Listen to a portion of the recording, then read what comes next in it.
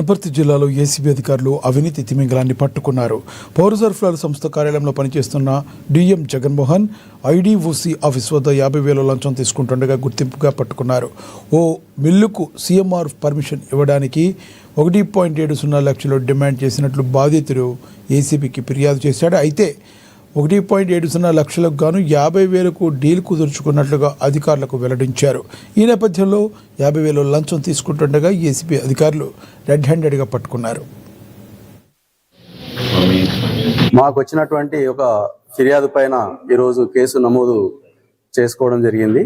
Case నమోదు చేసుకొని district collector complex civil supply manager అయినటువంటి కుంభా జగన్మోహన్ గారి పైన ఆరోపణలు రావడంతో ఈరోజు ఒక సీఎంఆర్ మిల్లింగ్ పర్మిషన్ చేయడానికి ఒక రైస్ మిల్లు వ్యక్తి దగ్గర 1,70,000 రూపాయలు డిమాండ్ చేయడం జరిగింది. 1,70,000 రూపాయలు ఆయన రిక్వెస్ట్ చేసుకుంటే 50,000కు సెటిల్మెంట్ కుదిరింది. ఈరోజు అట్టి వ్యక్తిని ఫిర్యాదుదారు నుంచి 50,000 రూపాయలు తీసుకుంటూ రెడ్ హ్యాండెడ్గా దొరకడం జరిగింది. ఆయనను అదుపులోకి తీసుకొని విచారణ చేయడం జరుగుతుంది. రేపు నాంపల్లి ఏసీబీ కోర్టులో ప్రొడ్యూస్ చేయడం జరుగుతుంది.